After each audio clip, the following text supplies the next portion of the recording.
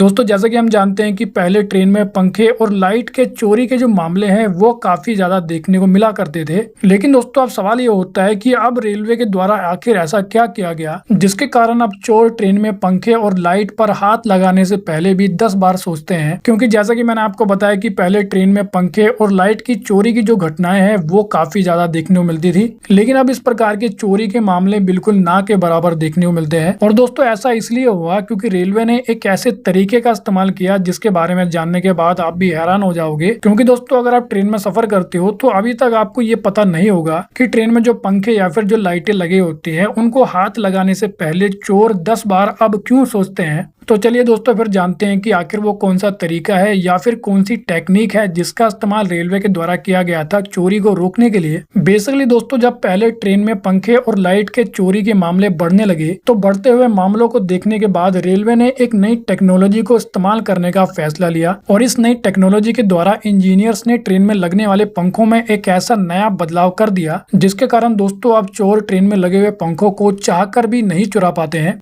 क्योंकि दोस्तों मान लीजिए कि अगर कोई चोर ट्रेन में लगे हुए पंखे या फिर लाइट को चोरी कर भी लेता है तो दोस्तों आपको पहले ये जानना जरूरी है कि हमारे घरों में जो बिजली होती है वो दो प्रकार की होती है, जिसमें से एक होती है एसी यानी कि अल्टरनेटिव करंट और दूसरी होती है डीसी यानी कि डायरेक्ट करंट। अब हमारे घरों में जिस एसी यानी कि अल्टरनेटिव करंट का इस्तेमाल किया जाता है वो मैक्सिमम 220 वोल्ट का होता है। इसके अलावा घरों में जिस डायरेक्ट करंट यानी कि डीसी का इस्तेमाल किया जाता है उसकी मैक्सिमम पावर 5, 12 और 24 वोल्ट की होती है। अब इसी को ध्यान में रखते हुए इंजीनियर ने ट्रेन में लगने वाले पंखों में एक ऐसा बदलाव कर दिया जिसमें हुआ है कि इंजीनियर ने ट्रेन के पंखों को 110 वोल्ट वाला बना दिया। यानी कि इंजीनियर्स के द्वारा ट्रेन में लगे हुए पंखों को 110 डीसी पर चलने वाला बनाया गया। जबकि जैसा कि मैंने आपको बताया कि हमारे घरों में जो डीसी यानी कि जो डायरेक्ट करंट होता है वो मैक्सिमम 5, 12 और 24 वोल्ट का होता है, लेकिन ट्रेन में लगे हुए जो पंखे होते हैं वो चलते हैं 110 डीसी वोल्ट पर। इसी कारण दोस्तों मान लीजिए कि अगर कोई चोर ट्रेन में लगे हुए इन पंखों को चुरा भी लेता है तो सवाल ये होता है कि फिर वो पंखों का इस्तेमाल कैसे करेगा। क्योंकि दोस्तों घरों में जो बिजली आती है उसके द्वारा ट्रेन में लगे हुए इन पंखों का इस्तेमाल नहीं किया जा सकता है। इसी कारण दोस्तों ज्यादातर जो चोर होते हैं वो चाहकर भी ट्रेन में लगे हुए पंखे या फिर लाइट को चोरी नहीं करते हैं। इसके अलावा दोस्तों ट्रेन में लगे हुए पंखे या फिर लाइट जैसी चीजों को चुराने पर जो सजा मिलती है वो भी काफी ज्यादा स्ट्रिक्ट यानी कि सख्त होती है।